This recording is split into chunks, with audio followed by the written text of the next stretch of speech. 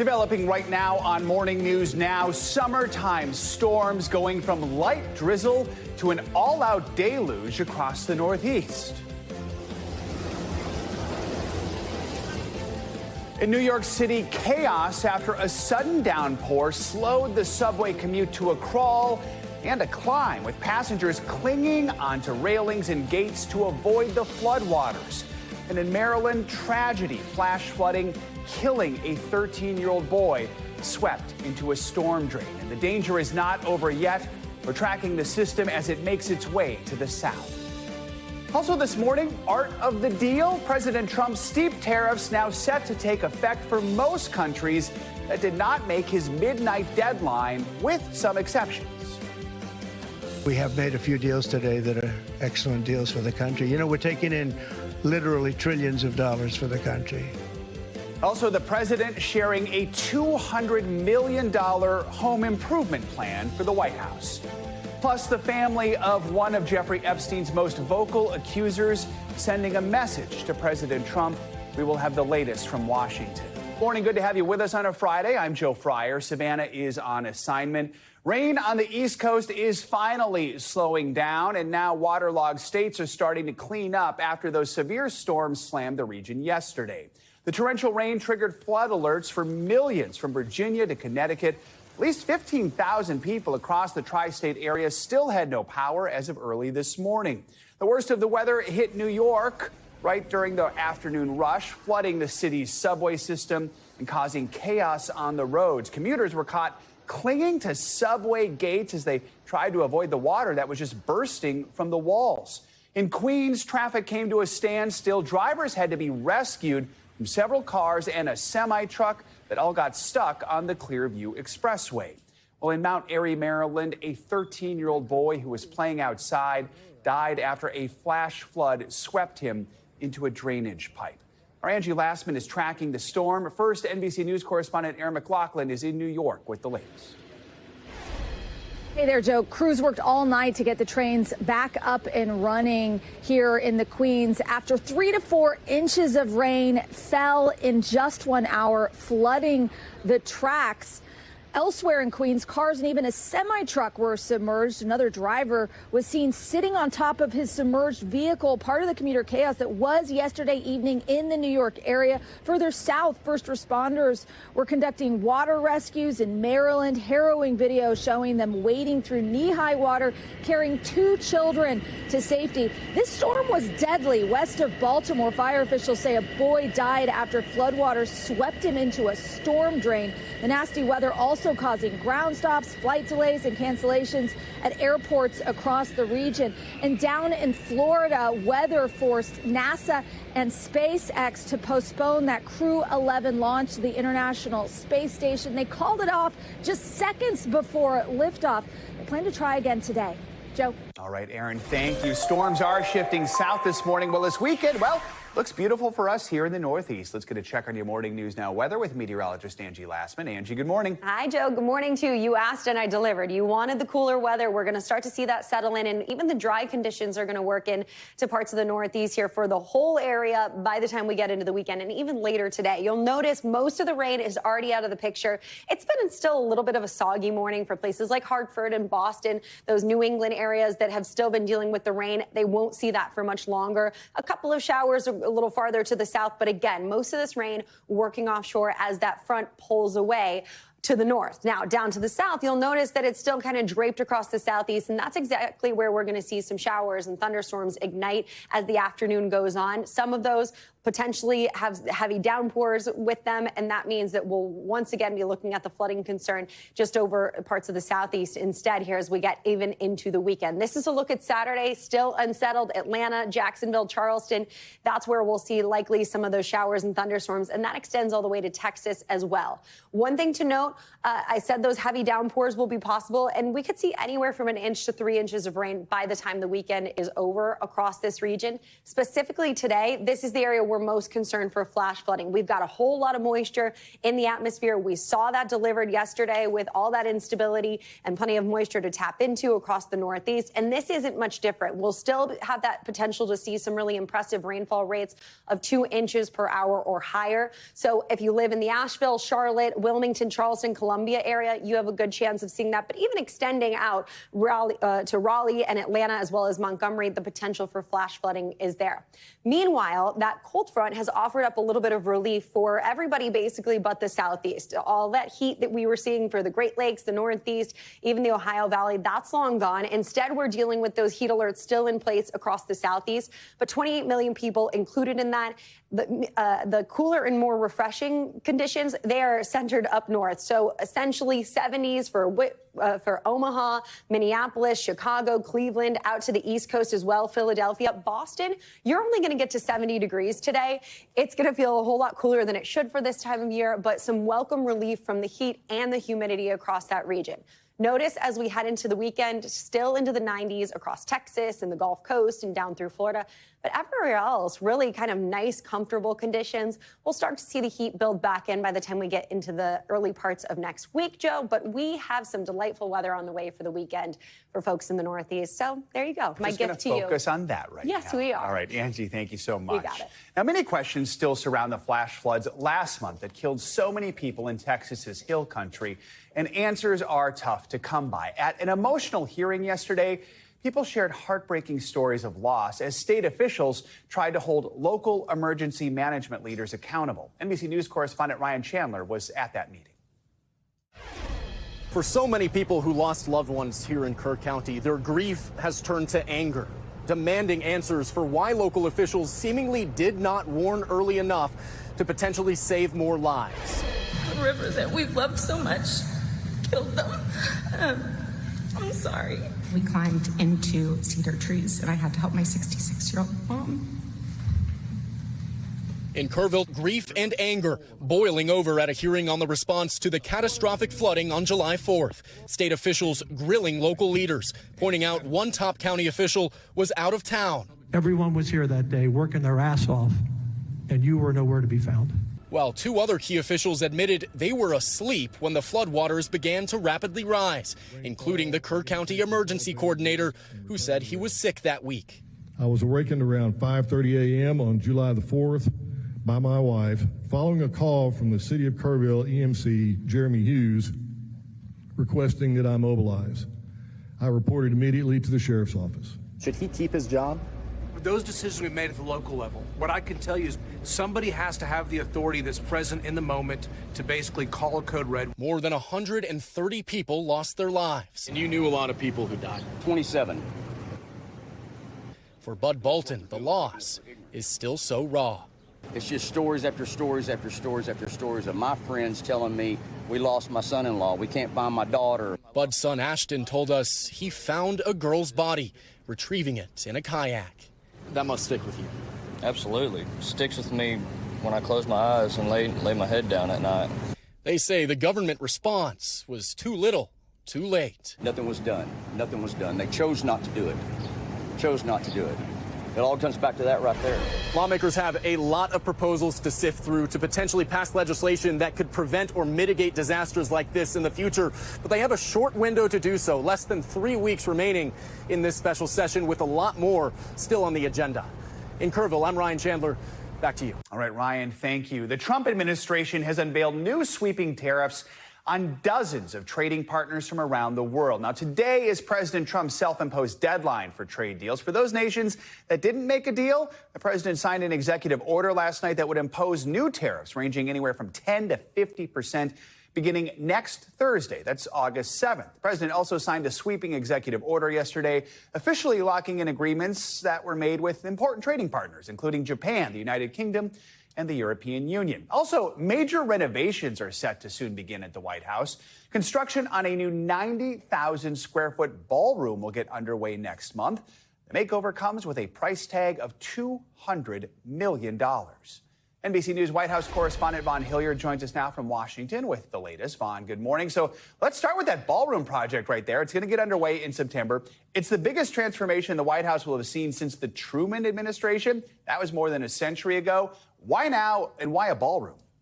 The president, Joe, has tinkered over the last 6 months with the White House. If you look at the Oval Office, for example, you see a great amount of gold decorum that has been added to picture frames and around the fireplace. And you saw him pave over the grass section of the Rose Garden to create a patio. But now this $200 million proposal would effectively replace East Wing offices, a good number of them used by the First Lady's office typically, and instead replace it with this large ballroom, essentially being able to quadruple the capacity that the ballrooms in the White House are able to currently hold. Of course, there's a lot of questions about this. The president suggesting to NBC News that private donors, as well as himself, would fund this $200 million reconstruction that should be completed by the end of his first term. At least one Democratic lawmaker on Capitol Hill said they would like to have a better understanding of who would exactly be putting forward that funding here. But this is a president who has added 2 large flagpoles here at the White House grounds as well. And so clearly seeking to leave his mark as the one-time real estate developer turned president.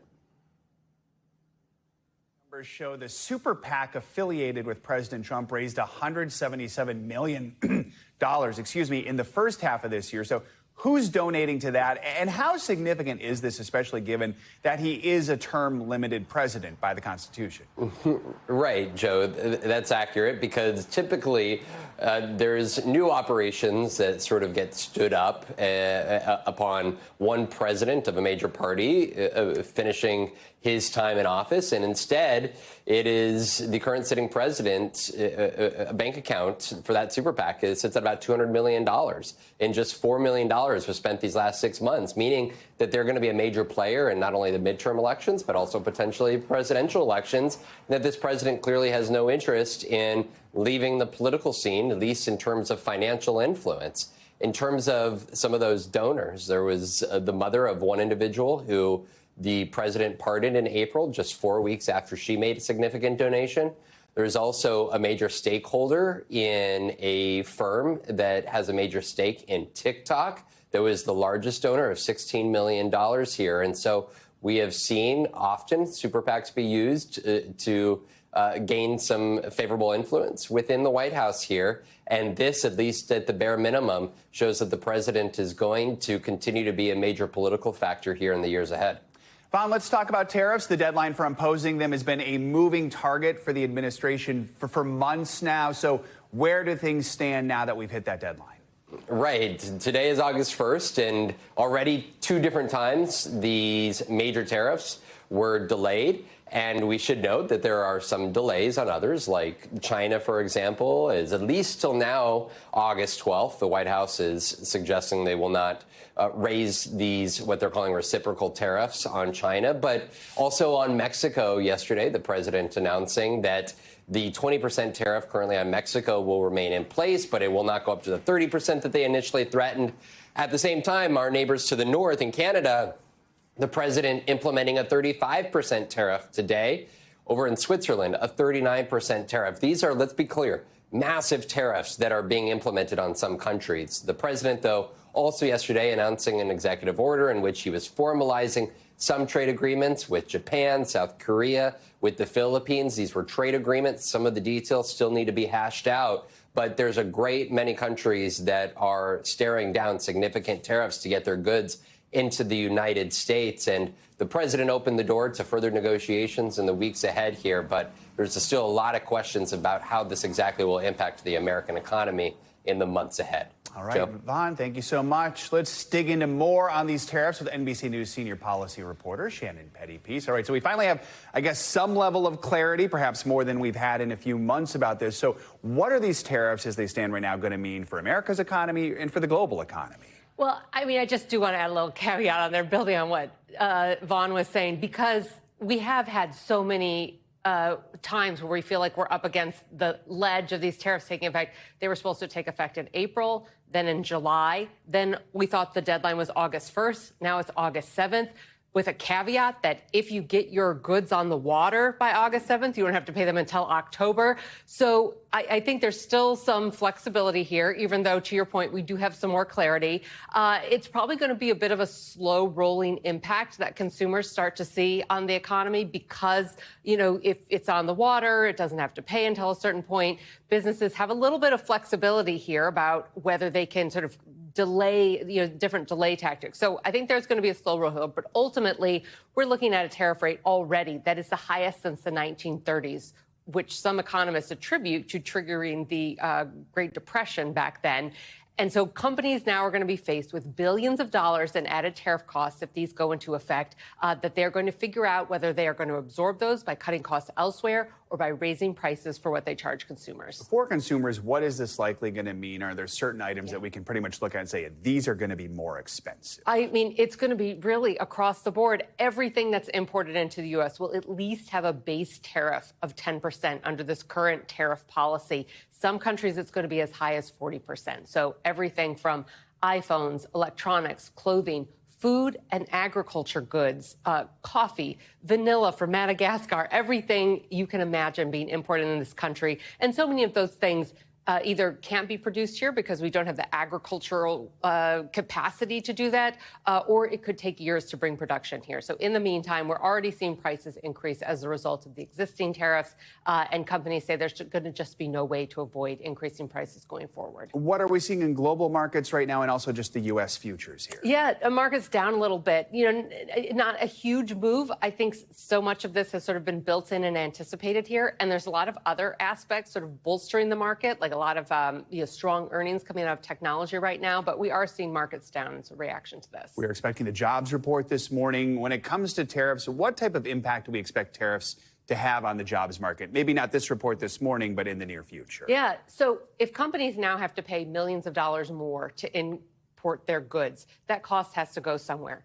They can try to cut costs, and one of the biggest sources of costs for companies is labor. So that's a potential risk that companies could have to cut back on their labor to try and absorb some of these costs. Or again, they could have to increase prices, and increasing prices, so could mean consumers buy less, which could mean companies also have to cut costs elsewhere in the form of labor and employment. So that's one of the big concerns we heard from the Federal Reserve going forward. Not only could these tariffs drive inflation, but what could they do to the labor market and whether companies are going to have to end up cutting back on their workforces because of this. All right, Shannon Pettypiece, good to have you with us. Thank you so much. The family of Virginia Giuffre is responding to recent comments made by President Trump. Giuffre, who died by suicide earlier this year, was one of convicted sex offender Jeffrey Epstein's most vocal accusers. Earlier this week, the president said that she was, quote, stolen from his Mar-a-Lago club decades ago by Epstein. Her family is calling on files related to the Epstein case to be released. News Now anchor Hallie Jackson spoke with her family. The family of one of Jeffrey Epstein's most vocal accusers speaking out publicly. She wasn't an object. They're responding to this moment this week when the president suggested Epstein stole Virginia Giuffre from his Mar-a-Lago club decades ago when she worked there. He stole her. And by the way, she had no complaints about us, as you know. None whatsoever. What went through your mind when you heard that? I think we were shocked by it. Especially to use the term stolen, because she's not an object, she's a person. The White House press secretary says President Trump was directly responding to a question posed by a reporter about Ms. Giuffre. He did not bring her up. President Trump has denied any knowledge of Epstein's wrongdoing and said he kicked Epstein out of his club for being a creep. Did you know why he was taking those young women, including Virginia? No, I didn't know. I don't know really why. But I said if he's taking anybody from Mar-a-Lago, he's hiring or whatever he's doing. I didn't like it, and we threw him out. Giuffre, who died by suicide in April, said it was Epstein's convicted accomplice, Ghislaine Maxwell, who recruited and trafficked her. Her family now urging the administration and the president not to pardon Maxwell. You know, I think that my sister would have been mortified if she were let out of prison. I think the word that comes to mind is it would be an abomination. A senior administration official tells NBC News no leniency is being given or discussed, but President Trump has not publicly ruled it out. There's more to be said and there's more to be done for these survivors. They deserve justice. We deserve to know. Sky, will you keep fighting on behalf of your sister, on behalf of other survivors? Every day. And that was Hallie Jackson reporting. Ghislaine Maxwell's attorney did not comment, but when previously asked about a pardon, said that Maxwell would welcome any relief. The FAA says it is conducting an investigation into a Delta flight that was so turbulent, 25 people were rushed to the hospital. The plane was bound for Europe, but forced to make an emergency landing in Minneapolis. NBC News senior correspondent Tom Costello has the latest. Minneapolis airport plane spotters streamed the emergency landing live. Delta 56 was bound for Amsterdam. Schiphol departed Salt Lake City a few hours ago. Ambulances lined up for dozens of patients after the Delta jumbo jet hit extreme turbulence over Wyoming. It's a heavy Airbus, and they do have a medical emergency on board.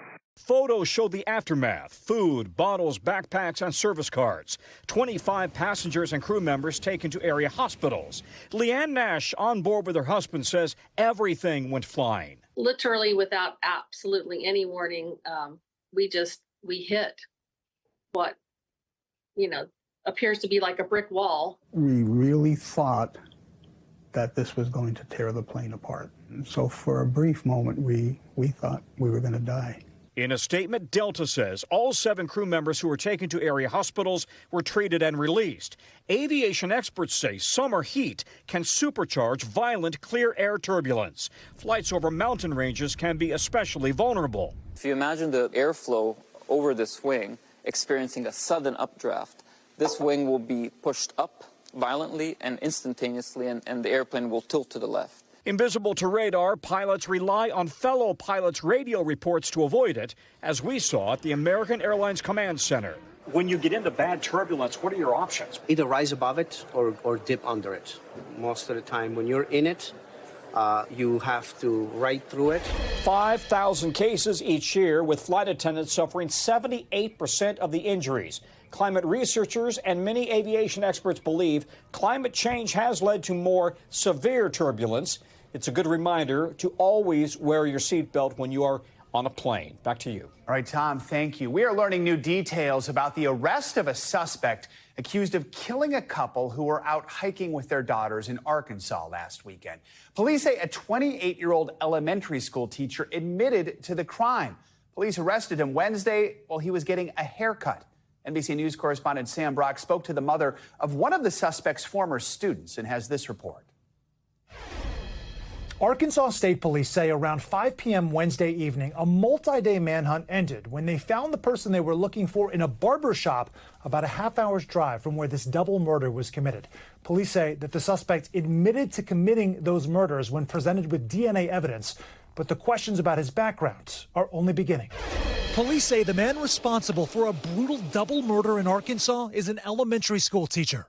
The suspect indicated that he did commit these murders.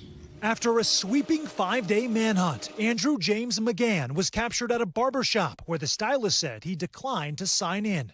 As I was cutting his hair, I noticed he had very dry scalp and how matted his hair was. And then it just turned out that, it was him. Within minutes, law enforcement is through your door. Yes. The arrest, a mere 25 miles from Devil's Den State Park, where Clinton and Kristen Brink were violently stabbed to death, according to investigators. They believe Clinton was attacked first as his wife fled with their daughters. We believe that the mother took them to safety and then returned to help her husband. The girls made it to the park's visitor center. They advised that their parents were assaulted.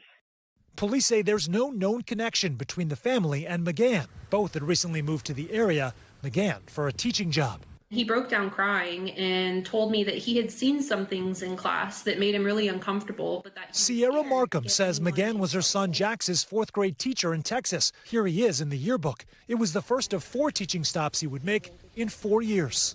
What kind of things did your son see that made him so upset?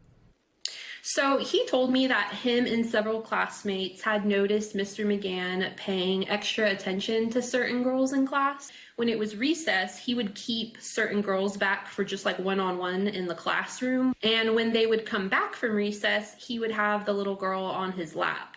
The district says they found no evidence of inappropriate behavior, but did place McGahn on administrative leave for classroom management and judgment issues. Police say they haven't determined a motive, while the Brink family says Clinton and Kristen died heroes, protecting their little girls. Other schools that McGahn worked for tell NBC News they performed a full background check but found no red flags, though it is notable they also said he either resigned or left for a position out of state, and it's not clear what level of friction, if any, he encountered jumping from school to school.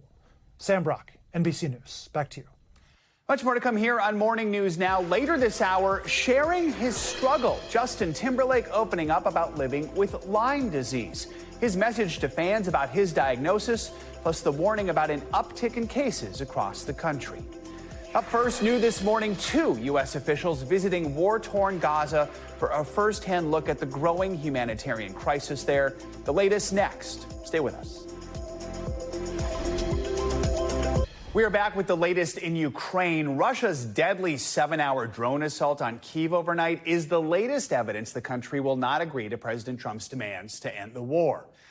Ukrainian officials say more than 25 people were killed in Thursday night's attack, including 3 children. More than 150 others were injured. Now, Russia says it has taken a key Ukrainian town. Military spokesman for Ukraine is denying Moscow's claims, saying Russian troops had only raised their flag over an already occupied part of the stronghold. These latest acts of aggression from Russia appear to demonstrate their resistance to ending the years-long war. President Trump has given President Vladimir Putin an August 8th deadline to reach a ceasefire, threatening tougher economic sanctions if he does not comply. In other world news, American medics working in Gaza are calling on President Trump's Middle East envoy to visit a hospital in Han Yunis to witness the starvation there. Envoy Steve Witkoff stopped in Israel yesterday. This morning, he visited an aid distribution site in southern Gaza with the U.S. ambassador to Israel, Mike Huckabee. That's according to news media in Israel. White House Press Secretary Caroline Leavitt says following this visit, the 2 men will brief President Trump to secure a plan for getting food and aid to those who need it most. NBC News correspondent Matt Bradley has the latest. In the midst of growing criticism of Israel over the humanitarian crisis in Gaza, President Trump's envoy Steve Witkoff meeting with Israeli Prime Minister Benjamin Netanyahu. President Trump has described some conditions in Gaza as starvation. Those are kids that are starving. They got to get them food, and we're going to get them food. While the president calling out Hamas, posting the fastest way to end the humanitarian crisis in Gaza is for Hamas to surrender and release the hostages. The U.S. and Israel blame Hamas for blocking a ceasefire deal. The Hamas-run Gaza Health Ministry says the death toll from hunger in Gaza has risen to nearly 160 people, more than half of them children. Since Sunday, Israel has been allowing more aid drops from the air. Hundreds of desperate Gazans carrying away sacks of food. What we're seeing here is a crime scene. These American doctors in Gaza warn for the most vulnerable, help may be too late, inviting Witkoff to visit their hospital when he comes to Gaza. It's not unusual to see 5, 7-year-old children just pass out and to be disoriented from lack of food. Our thanks to Matt Bradley for that report. Several Arab and Muslim countries issued a joint call yesterday for Hamas to disarm and relinquish power in Gaza. The 22 nations of the Arab League also condemned Hamas's October 7th, 2023 attacks on Israel for the first time since that day, nearly 2 years ago. Coming up, critics of President Trump's immigration policies taking matters into their own hands. We engage ICE officers if they're on the street. We ask them to identify themselves, and we also make sure that if there is someone being detained, we take their information, we let them know their rights. When we come back, a look at how one group is working to support immigrants. That's next on Morning News Now. We are back with a look at how Americans feel about President Trump's mass deportation efforts and what some are doing about it. A new Wall Street Journal poll that was published this week revealed 62% of voters say they support cracking down on, quote, illegal immigration, but at the same time, 58% say they are against deportation without due process. Now, several community organizations, volunteers, even digital app creators are stepping in, taking action to keep an eye on immigration enforcement. NBC News Daily anchor Morgan Radford explains. Millions have seen the videos.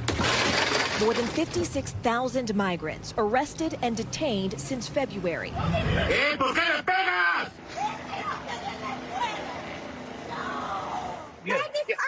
Yeah, that's funny. I'm a doctor.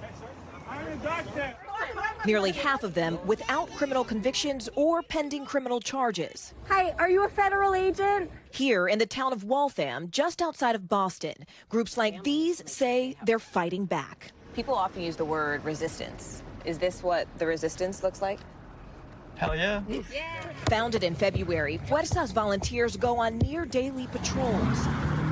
We engage ICE officers if they're on the street. We ask them to identify themselves. And we also make sure that if there is someone being detained, we take their information, we let them know their rights. Have you seen arrests happen in front of your eyes? Yes. They had detained someone who was with a child, and we were able to walk him home because they just left him, on the street. An estimated 4.7 million children who are U.S. citizens have at least one undocumented parent. Families like Oscar's. No queremos mostrar por miedo. You don't want to show your face because of fear. We're using a different name to protect his privacy. His partner, a mother of two who wants to go by the name Mariana, was released 2 weeks ago after spending nearly 2 months in a detention center. Ella iba caminando a su trabajo.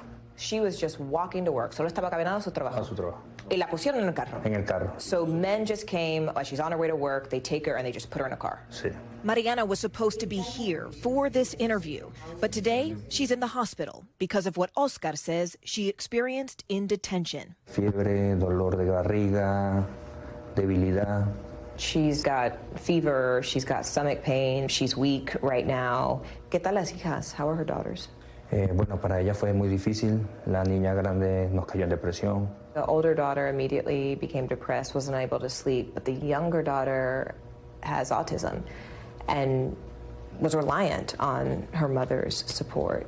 Oscar says he and his family received help from a Massachusetts-based network called Luce, which also runs a hotline for people to report ICE activity. They're just one of dozens of organizations across the country, online and in person, aimed at monitoring the agency.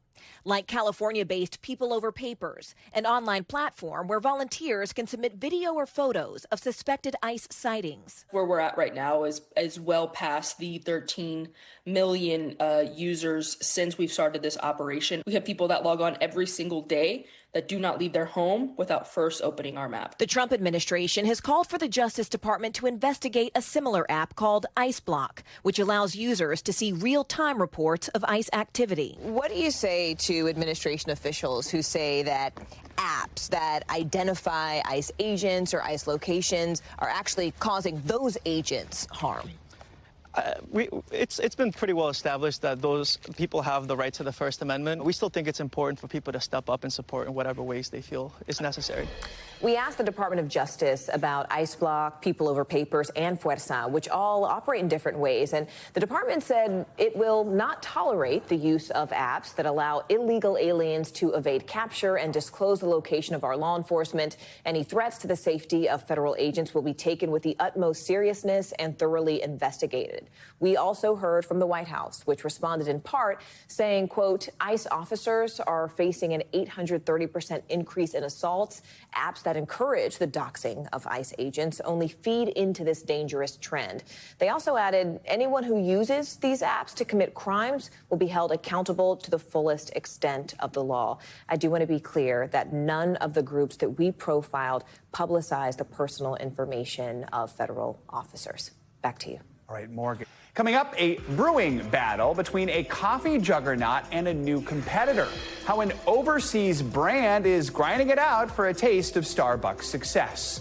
And the claws are out. We're going to take you to one small New England town where a mayoral race has turned into an all-out zoo.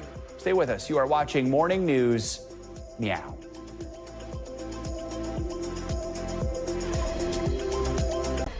We are back with a fight that is brewing between two international coffee giants, U.S.-based Starbucks and Chinese newcomer Luckin Coffee. Now, Luckin opens its first two U.S. stores right here in New York City. It's using lower prices and mobile-centric ordering to try and attract customers. This new challenger enters the market as Starbucks faces declining sales. NBC News correspondent Stephen Romo breaks down the battle over beans. Starbucks, the once unrivaled global coffee shop king, now facing some tough competition from Luckin, a nimble Chinese startup breaking into the U.S. market this summer with its first two stores in New York City. Founded by Chinese tech entrepreneurs in 2017, Luckin lures in customers with cheap, often colorful drinks and coupons galore. So every time you order a coffee, you get another promo for like 40-50% off. So it makes you want to keep coming back. So I've been coming, this is my second day in a row. Another key part of the Luckin experience, an ultra-efficient mobile ordering system. I like the convenience of just being able to put in an order and pick it up right away. The new Luckin stores coming online just as Starbucks finishes out another tough quarter. The company hiring CEO Brian Niccol away from Chipotle last September to help turn around slumping sales. But just this week saying they will close all their pickup-only stores, which operate on a similar mobile-centric concept to Luckin. Starbucks also posting lower than expected earnings. While Luckin focuses on a cashierless experience, Starbucks CEO saying the company found the pickup-only stores to be, quote, overly transactional and lacking the warmth and human connection that defines our brand. Their same-store sales declined 2% globally year over year in its latest quarter. Luckin's actually saw a 13.4% year-over-year increase in same-store sales. So you can see that in terms of growth, Luckin has it, Starbucks doesn't. Luckin's prices also making waves. It's great coffee at a great price point.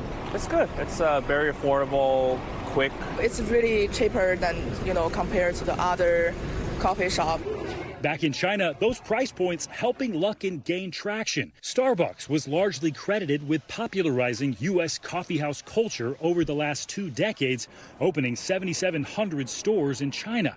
But Luckin rapidly overtaking Starbucks in just the last 8 years there, hitting 10,000 stores in China in 2023. That growth fueled by investors that have included the country's partially state-owned China International Capital Corp and U.S. private equity fund BlackRock. Now it's NYC stores already making a splash on the city's coffee scene.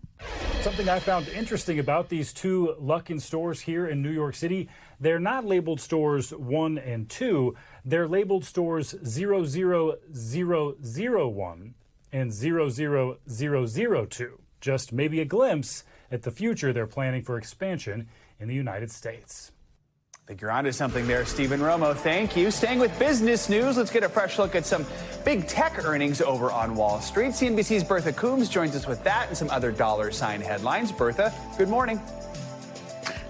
Hey, good morning, Joe. It's earnings season, and we heard from two of the big mega cap tech stocks, Apple and Amazon. They reported after the close yesterday a big jump in iPhone sales for Apple. It posted its best sales growth since December of 2021.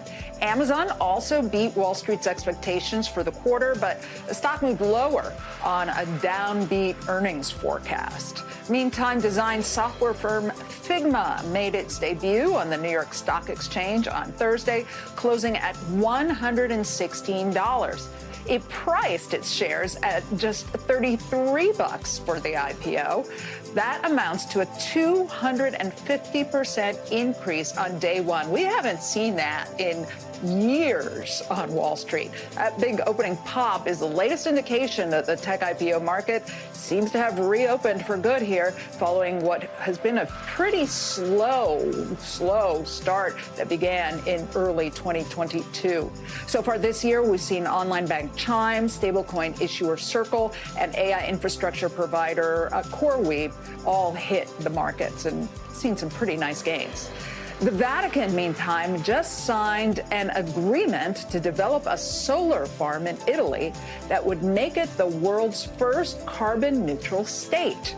Under the agreement, the farm would be developed on a field north of Rome. Italy's parliament still needs to sign off on the plan, but we're going to get maybe a holy sea of some solar. There you go. Some holy solar right there. I like it. Bertha, thank you so much. Appreciate it. I know you're excited about this next story, Bertha. An update on a local political contest we brought you last week that has since exploded onto the national scene. What started as a simple race to be the imaginary mayor of a bike path in Massachusetts has taken a furry turn. Dozens of cats, yes, cats, have entered the fray. And they're not the only animals on the ballot. Reporter Brianna Borghi from NBC 10 Boston has more on the candidates clawing their way to the top. It's become a very fierce competition. The claws are out in Somerville as the feline race for bike path mayor gains national attention. I've been sending updates to my mom and my aunt who live back in the Philly area because they're also very invested, and my aunt requested a mail-in ballot actually. Our story on the caddy race earlier this month has racked up nearly 10 million views on social media and more than 1 million likes, with Minerva's ominous crime sign dominating the comment section. I think Minerva, the crime, has a really solid base. There's a lot of fans of Minerva. But it seems Berry, widely regarded as the incumbent, is still the front runner among locals. I'm a little partial to Berry because he has held a town hall in our garden a few months ago. Berry kicked this whole race off, promising to make cats outside again. Then came Orange Cat. Berry became mayor of Somerville without an election, and I thought that was baloney. Orange Cat stands for fair and free elections. Now dozens of new candidates have entered the race. I spent all day yesterday canvassing for domination. Also on the ballot are a few dogs. A dog can't be mayor of the bike path. That would be ridiculous. Along with a parrot, guinea pig, snake, and tortoise. I'm a big fan of Nagi the tortoise. I think his age and experience is good. You know, diversity in a campaign is probably good. If they have a good platform, then go for it. But being mayor isn't for everyone. Weasel is running for attorney general, while Whiskers is campaigning for chief of staff, tuxedo included, and the race isn't over yet. Just keep going. We've got miles to go. Online voting closes September 5th, and although cats may have 9 lives, there can only be one winner. I think we'll end up with a great community path mayor. Please come out and vote. Cast your vote. It's critically important. I think they can fill a whole cabinet here. Our thanks to Brianna Borghi for that very important update.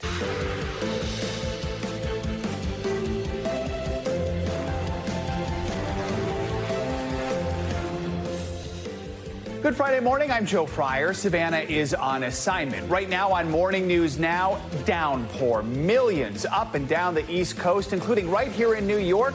Drying off this morning, wet and wild weather soaking several major cities overnight, inundating subway stations with water and forcing ground stops at some of the nation's busiest airports. More on the messy aftermath and your full weekend forecast from our Angie Lassman in just a bit.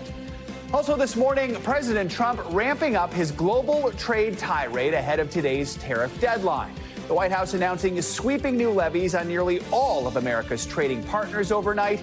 It's a new escalation that could soon hit consumers where it hurts their wallets.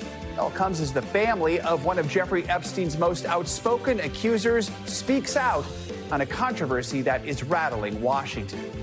Plus, it's a worrying health crisis taking a toll on the bodies and minds of a growing number of American men. Later in the hour, I'll introduce you to a group of guys looking to stomp out what many are calling an epidemic, male loneliness, and they're tackling it literally one step at a time. Can't wait for that. Let's begin this hour with the stormy, steamy weather shifting toward the south. Today, scattered storms and downpours are threatening to develop over a swath stretching from Texas to South Carolina. As for states here in the Northeast, they are drying off and cleaning up this morning. Torrential rains flooded roads yesterday, stranding drivers and triggering water rescues all along the East Coast. NBC News correspondent Aaron McLaughlin joins us now live from the borough of Queens in New York City. Aaron, good morning. Hey there, Joe. Good morning. You know, they worked all night to get this rail line back up and running after 3 to 4 inches of rain fell here in Queens in a single hour. Part of the chaos that was that summer storm. Severe storms bringing major downpours to the East Coast after ominous clouds gathered throughout the eastern seaboard. Waters rising quickly, flooding roads and stranding cars. In the Maryland, D.C. area, dramatic water rescues. First responders wading through knee-high water, carrying 2 children to safety. Others helping to push this vehicle out of harm's way to dry land in Baltimore. West of the city, fire officials tell NBC News a boy died after floodwaters swept him into a storm drain. The intense rain also causing dangerous flash flooding in New York City. It came down really, really fast as rain was coming sideways, Causing chaos for many people just trying to get home. Throughout the region, the rain shutting down highways and impacting public transportation. Hitting the subway in Philadelphia and in New York, these riders clinging to gates to avoid the water. Other passengers slogging through water, rushing inside their train stations. Cars and even a tractor trailer stuck on this road in Queens. Another driver spotted sitting on top of his submerged vehicle. The nasty weather also causing ground stops, flight delays, and cancellations at airports across the region. Down in Florida, the weather forced SpaceX and NASA to postpone that Crew 11 launch to the International Space Station. They called it off just seconds before liftoff. They're going to try again today. Joe. All right, Aaron, thank you so much. This morning, the Northeast is finally catching a break from the rain, while the South braces for more. Angie Lastman is here with the forecast. Angie, good morning. Hi, Joe. Good morning to you. Most of the Northeast, yes, going to see a break from the rain. We're just dealing with a couple of these lingering showers for parts of New England, but those are going to be out of here pretty quick. And then we'll see mostly dry conditions across that area as we roll into the weekend. As you mentioned, across the Southeast, a different story. Still that lingering tail end of that cold front from the system that the Northeast was impacted by yesterday is going to leave us with some unsettled weather across the Southeast. That means showers, thunderstorms firing up right along that front, not just today, but into tomorrow as well. We'll keep it unsettled. And no surprise, we've got a lot of moisture in the atmosphere, so it's not going to be hard for us to get some really significant rainfall across this region, especially closer to the coast you go. I think by the time this is all said and done through Sunday, we'll pick up a couple of inches. Specifically, Charlotte, Columbia, Charleston, Wilmington, Asheville all have the chance to see some of that flash flooding today. It's a slight risk, but we'll look at those rainfall rates that could reach up to 2 inches per hour. So significant rainfall today and the potential for flooding throughout the weekend. Otherwise, mild and kind of nice, refreshing temperatures have settled in from the Northeast all the way back to the plains. We've got 70s in places like New York, Philly, Cleveland for today, and we're going to keep that going into tomorrow. Really, the Gulf Coast keeps our temperatures into the 90s, but other than that, it'll feel really good. One thing to note, though, if you're planning on being outdoors in parts of the Great Lakes in the Midwest, we've got some unhealthy air in place. Those air quality alerts are up because of the wildfire smoke that has sifted down from Canada. So Detroit, Chicago, Green Bay, Minneapolis, Omaha, all included in that through the day today. But I wouldn't be surprised if these last into tomorrow and we continue to see those issues well through our weekend. So heads up for anyone that is sensitive to air quality issues. As far as the weekend goes, I mean, it's not all that bad for most of the country. It's just the downpours for the Southeast. We've got a gorgeous day on tap on Saturday for the Northeast, the Great Lakes, a couple of thunderstorms for the plains and out west, plenty of sunshine. Heavy rain stays with us for the Southeast, as mentioned, but so does the sunny skies and the warmth for the Northeast and the Great Lakes. And out west, Joe, it'll be sunny and hot as well. Just a couple of showers across the plains. Sounds good. All right, Angie, thank you so much. Now to the controversy over the Trump administration's handling of the Giuffre Epstein case. For the first time, we are hearing from the family of Virginia Giuffre, one of Epstein's most prominent accusers.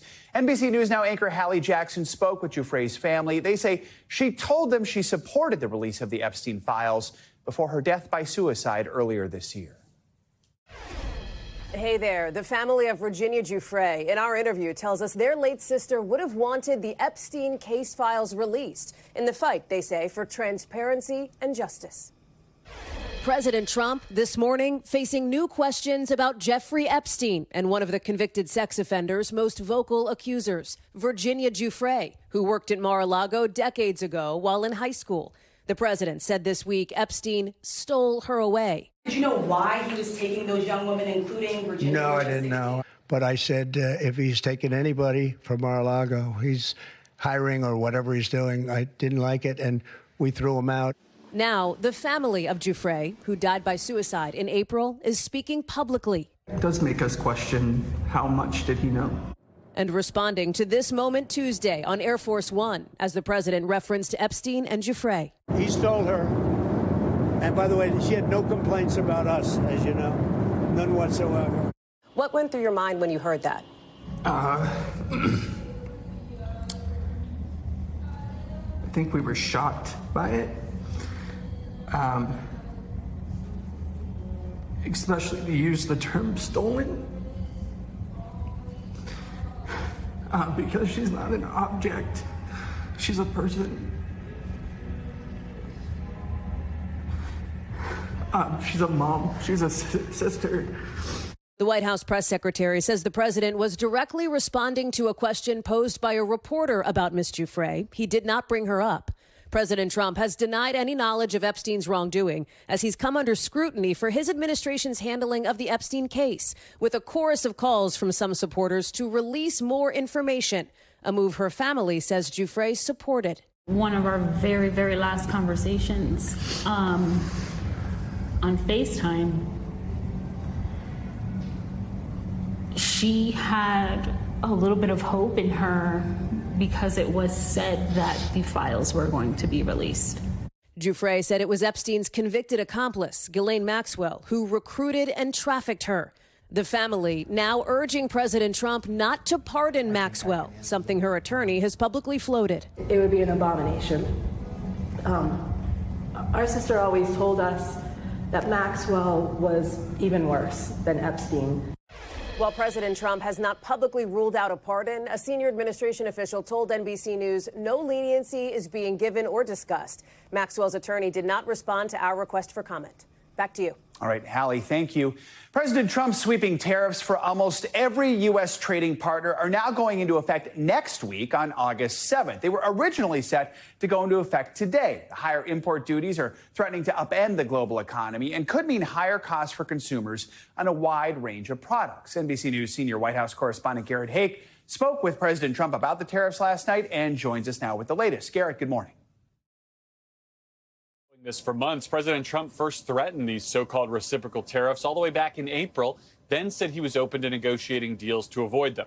The administration fell short of its goal of 90 deals in 90 days, ultimately finalizing fewer than 10 full-scale agreements ahead of this announcement, with the president then unilaterally setting tariff rates on most of the world.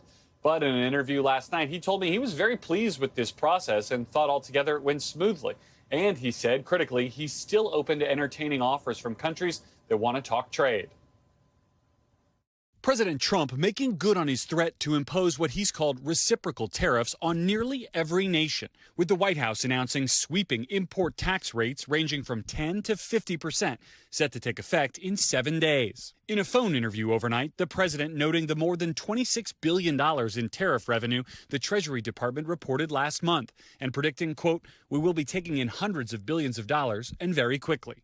That revenue, though, is paid by U.S. importers and often passed on to consumers, potentially leading to higher prices on everything from orange juice and coffee from Brazil to iPhones made in India. I asked the president if he's concerned about potential price spikes. The only price that's spiked is the hundreds of billions of dollars coming in, he told me. Democrats blasting the tariffs, which are currently being challenged in federal court. What the Trump administration is trying to pull off is the unconstitutional power grab of Congress's revenue-raising authority. Thursday's executive order formalized trade agreements with some major trading partners, including Japan, South Korea, and the European Union. This is probably the biggest deal ever reached in any capacity, trade or beyond trade. But the White House has yet to strike final deals with 3 of the U.S.'s largest trading partners, Canada, Mexico, and China. Mr. Trump asked Thursday how Canada can lower its 35% tariff rate. They have to pay a fair rate. That's all. It's very simple. And all we want is fairness for our country. The president offering Mexico a 90-day extension of its 25% tariff rate to continue negotiations after a Thursday call with Mexico's president. And after talks with Chinese negotiators Monday, the Treasury Secretary says only, quote, technical details remain to be worked out. I'm confident that it will be done, but it's not 100% done. As for Canada, overnight, the Canadian government said they'll keep negotiating with the U.S. to try to lower those high rates, especially on things like lumber and cars. The new rates globally start to go into effect in 7 days, Joe, but they won't fully apply until October for shipped goods, stuff that's on boats to the U.S. right now. That could help keep costs down for consumers, including for holiday shopping. All right, Garrett, thank you. Now, President Trump's envoy, Steve Witkoff, is in Gaza this morning as starvation continues to plague the enclave. News media in Israel report that Witkoff visited an aid distribution site in southern Gaza earlier today alongside U.S. Ambassador to Israel, Mike Huckabee. This visit comes as experts and advocates tell NBC News that the hunger crisis in Gaza has reached a, quote, tipping point. NBC News international correspondent Matt Bradley joins us now from Tel Aviv with the latest. Matt, good morning. So we heard President Trump say earlier this week that the U.S. would bring additional aid to Gaza. We have word Witkoff is there right now. What more can you tell us? Yeah, well, it sounds as though we've heard from the president earlier this week that $60 million went towards aid and that he is going to actually, he said this a couple of days ago, be setting up American aid distribution centers. Now, we don't know exactly what that means because there already are aid distribution centers established by the Gaza Humanitarian Foundation, which is this controversial U.S. and Israeli-backed organization that has been entrusted with distributing aid in the Gaza Strip by the Israelis for just the past couple of months. And there have been some very high-profile shooting incidents, very deadly shooting incidents outside of their stations. Now, we understand from readouts before this visit that Witkoff and Mike Huckabee, as you mentioned, the U.S. ambassador, we're going to be meeting with Gazan people when they're there. We have seen some photos that have come out on social media and in Israeli media showing these men surrounded by other Americans, presumably sitting at tables in the Gaza Strip. Looks like they're being briefed, but we're expecting a little more information on what they've seen and what they expect to do going forward. The fact is, it looks as though Witkoff is there to try to basically mold the president's response, as we've seen the president shifting away from Benjamin Netanyahu on the discussion of aid and food and famine in the Gaza Strip. So whatever he discovers, whatever he decides, will likely be very influential when it comes to America's response to the widespread reports of starvation in the Gaza Strip.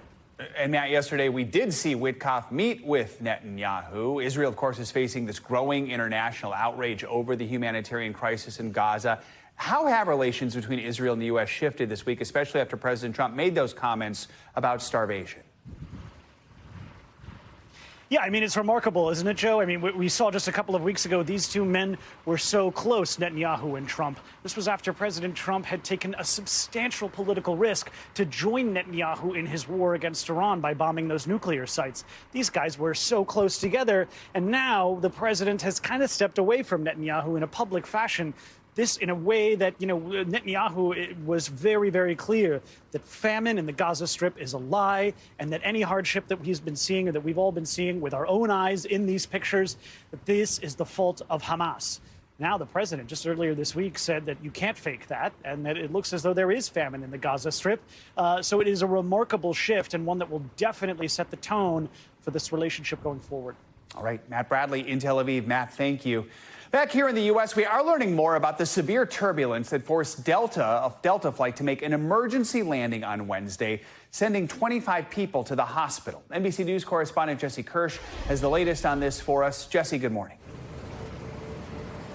Hey, Joe, good morning. Delta Flight 56 was supposed to be going from Salt Lake City to Amsterdam when it made that emergency detour. And the airline says that day, instead of heading to Europe, more than 24 people wound up in the hospital. This morning, we're hearing firsthand from Delta passengers about their terrifying experience at 37,000 feet. This was probably the closest experience I've had to thinking about death. Jan and Joseph Carbone were on their way to Kenya, where they run vision clinics for children. This was unlike anything we've ever experienced. It honestly felt like it was tearing the plane apart. Passengers saying over the course of several minutes, they experienced multiple violent, jarring drops. This was severe turbulence, and it was due to a massive thunderstorm that was building up over Wyoming. With 288 people on board, the Airbus 330 was flying above the thunderstorm. But according to aviation experts, the storm was so powerful, it likely created a series of updrafts, which caused the severe turbulence. The plane forced to make an emergency landing in Minneapolis, where emergency teams were waiting to help more than 24 injured. It's a heavy Airbus, and they do have a medical emergency on board. Leanne Nash and her husband were going to visit their son in Spain. Without absolutely any warning, we hit what, appears to be like a brick wall. Leanne says flight attendants, drink carts, and anyone else not buckled in literally went flying about the cabin. We dropped about 1,500 feet very quickly, little anti-gravity going on there. Aviation experts say extreme summer heat can supercharge violent storms, creating severe turbulence. Flights over mountain ranges can be especially vulnerable. And experts say climate change is making that risk even worse. In a statement, Delta says they are cooperating with the NTSB on an investigation and that they personally reached out to customers who were on the flight. As for the Carbones, they rebooked on another flight. We're a day late, but not $1 short. Now the NTSB and the FAA are both investigating, and this is yet another great reminder of why you should always wear your seatbelt as much as possible. Joe. Agree with that one there. Jesse, thank you so much. Now, as we mentioned just a few minutes ago, SpaceX is gearing up for a second launch attempt today after weather forced its Crew 11 to stand down pretty much at the last minute yesterday. The 4-astronaut mission is scheduled to lift off this morning from NASA's Kennedy Space Center in Florida. The crew includes 2 NASA astronauts, along with colleagues from Japan and Russia. They'll be flying in the Dragon Endeavour. If successful, it will be the capsule's 6th trip to space, making it SpaceX's most flown Crew Dragon. When docked at the ISS, the crew will spend about 6 months conducting scientific research. Much more to come on Morning News Now. Singer Justin Timberlake taking to social media to reveal a shocking battle with Lyme disease. His emotional message to fans as he starts on a road to recovery. Controversy in El Salvador over new reforms that open the door to the president's re-election indefinitely. NBC News international correspondent Claudio Lavanga is in Rome with that and more international news in 60 seconds. Claudio, good morning. Good morning, Joe. That's right. The Assembly in El Salvador has approved constitutional reforms that will allow the extension of presidential terms to 6 years and also, as you mentioned, allow indefinite presidential re-elections. Now, the changes were proposed by the New Ideas party of the current president, Nayib Bukele, who won re-election last year despite a constitutional ban. Critics say the move weakens democracy in El Salvador and favors nepotism and corruption. Let's go to South Africa now, where an anti-poaching campaign was launched to help custom agents to detect rhino horns. The horns are injected with radioactive isotopes that are harmless for rhinos, but can be picked up by radiation detectors at airports and ports. Experts say 500 rhinos are killed every year in South Africa due to the demand for the horns on the black market. And let's end this tour of the world back here or near here at the Vatican, where during his traditional tour of St. Peter's Square, Pope Leo was handed over a pizza that came all the way, allegedly, from his favorite pizza joint in his hometown of Chicago. It was reportedly a pepperoni pizza, but I'm sure, Joe, that from now on it will be called a Poperoni pizza. Well done, Claudio. Well done. Thank you so much. Coming up, it's no secret that more and more American men are reporting suffering from a crisis of loneliness. When Morning News Now returns, I'm going to introduce you to a group of guys who are looking to change that one step at a time. That's next.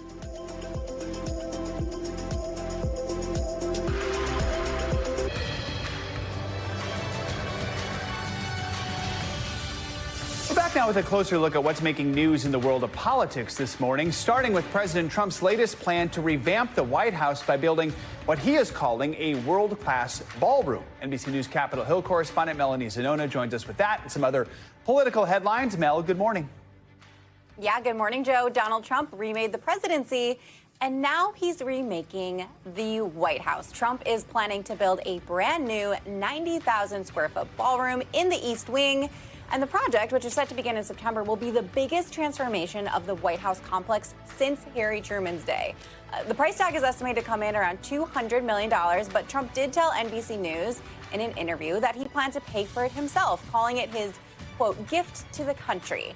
And of course, since Trump came back to the office, the real estate developer has been eager to put his stamp on the White House grounds. Trump even added gold accents throughout the Oval Office. He paved over some of the Rose Garden, and he also installed new flagpoles on the South Lawn. Elon Musk may be gone from the White House, but he's not gone from Republican politics. The billionaire has contributed millions of dollars to Republican super PACs ahead of the 2026 midterms.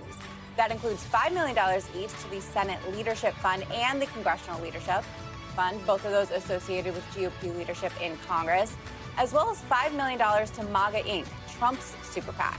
The new donations are a reminder that Musk has the power to make a big splash in politics by just signing a check. And they also raise questions about how much more Musk is willing to spend before the midterms, despite his very messy and public breakup with Donald Trump. And finally, the Smithsonian erasing history. The Washington Post reported that the Smithsonian's National Museum of American History has removed references to Trump in an exhibit that details presidential impeachments. Now, the text reads, "Only 3 presidents seriously faced removal."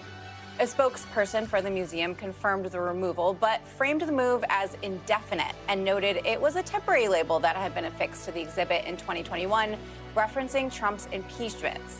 According to the Post, though, the Trump references were wiped after the Smithsonian faced pressure from the White House to conduct a content review amid accusations of partisan bias.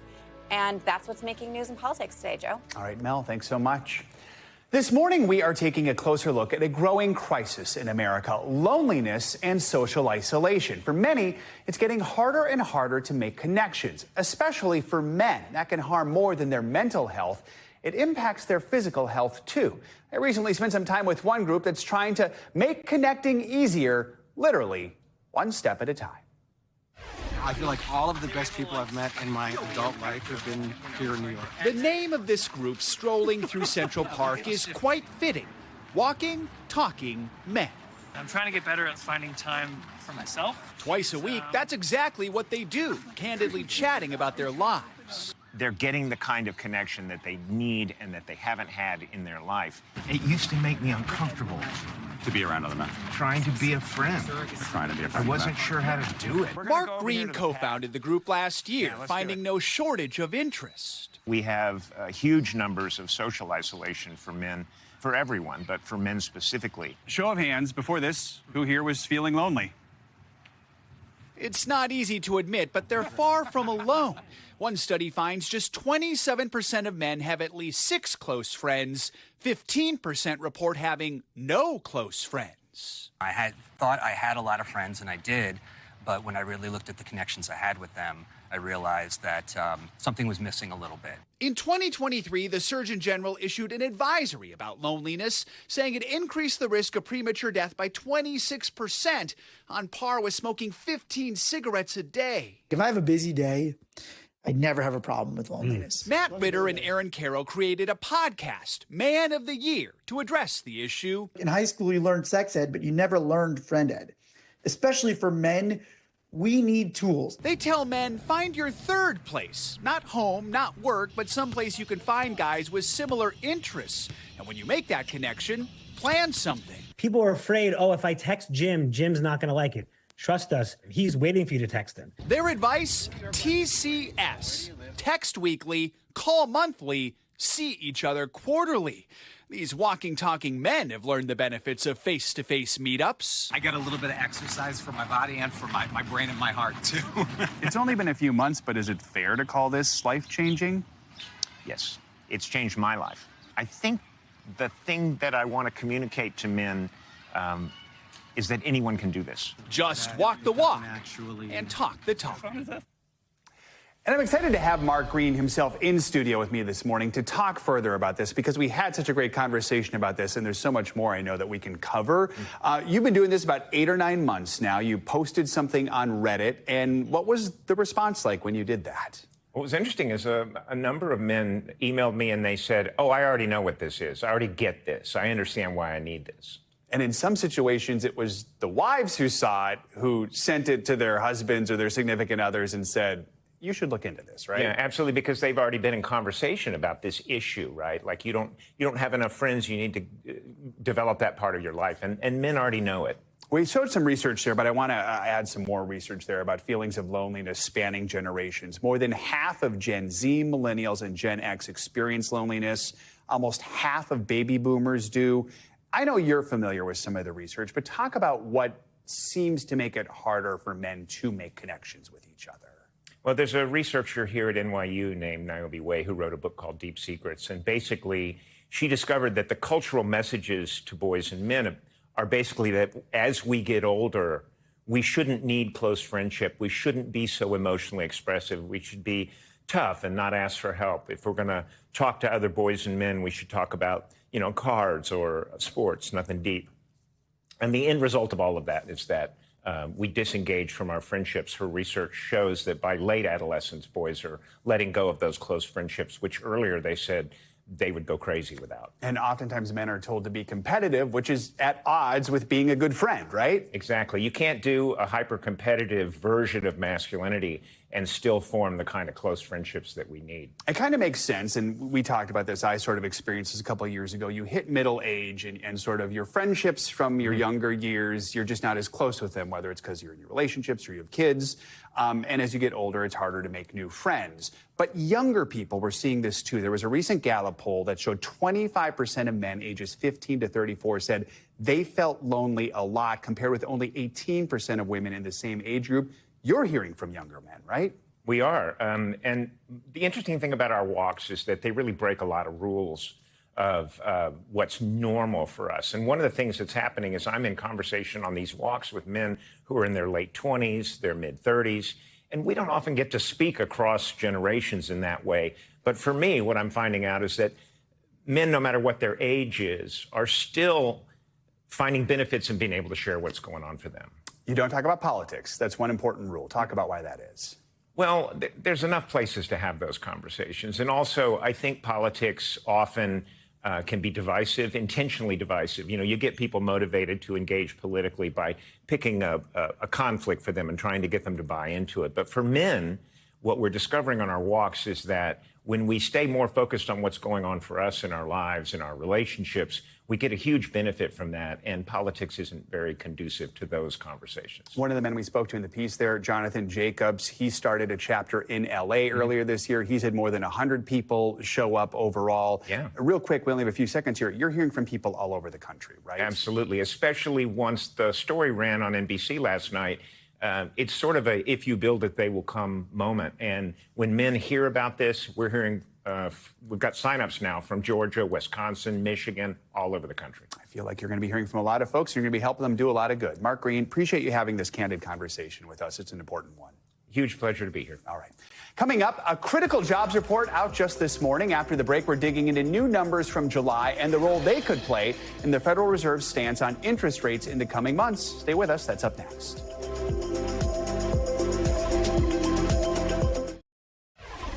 We are back with some breaking economic data. The U.S. economy added 73,000 jobs in July. That was less than expected.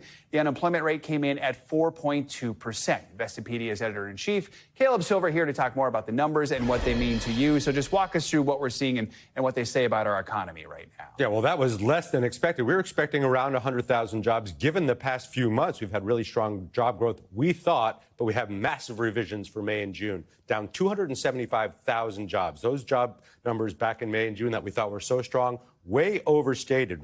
May revised 125,000 jobs lower. June, 133,000 jobs lower. This labor market is definitely not as strong as we thought. The hiring is not in the places where you thought tariffs would push it in manufacturing and industrial production. It's still in healthcare and social assistance. Is there any industry or category where we're seeing the biggest change right now? It's healthcare, and that's really where it's been for the past year and a half. So healthcare, social assistance, physician assistants, that type of in-home care, that's been really popular. That's been where the gains are. But if you look at manufacturing, if you look at industrial production, if you look at retail, if you look at professional services, very flat right now. This job market feels like it's starting to weaken. We thought it was strong, but again, those numbers were not what we thought they were in May and June. How about wages? What are we seeing there? Wages keep increasing a little bit, 0.3% month over month. That's been pretty steady, and we've had kind of that average of 3% wage growth over the past year.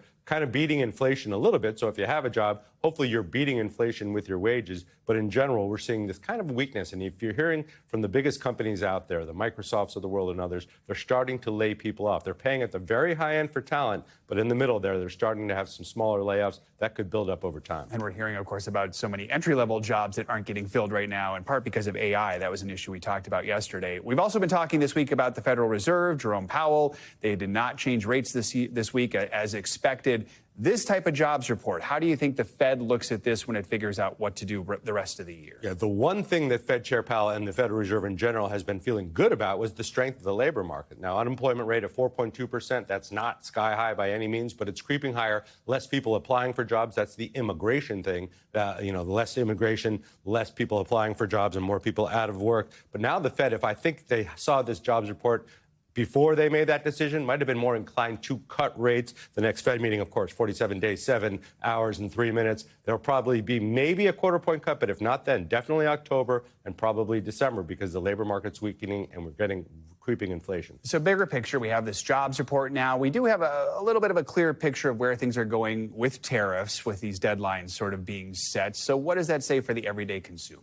I would say lock it down. If you have a job, keep that job right now. Secure yourself. Make sure you have some savings. I have a feeling the economy might get a little wobbly here if we get a little more tick up in unemployment, if we get more layoffs, and we have to listen very closely to the consumer. We're going to get a consumer confidence number later this morning. That'll tell us how we've been feeling lately. It's that plus how we spend that drives the economy. We'll see if that remains strong going into August. Caleb Silver, always good to have you with us. Thank you so much.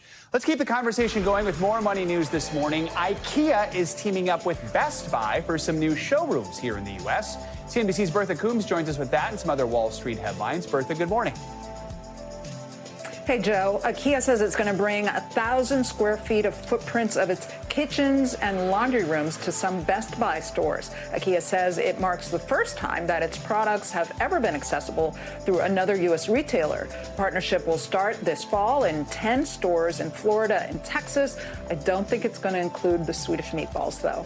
Meantime, Nintendo announcing today it nearly doubled its revenue for the quarter on the strength of Switch 2 sales. The new console launched in early June, and the company says it's already sold nearly 6 million units and on pace to sell 15 million of them this year.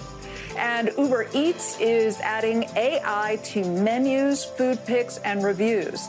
The aim, says the company, is to help businesses advertise and communicate with their customers.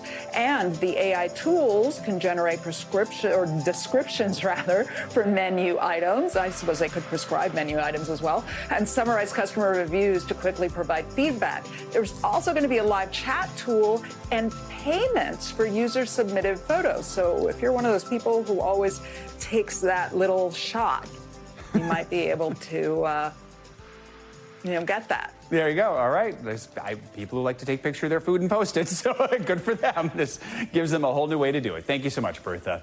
We thank you for watching. And remember, stay updated on breaking news and top stories on the NBC News app or watch live on our YouTube channel.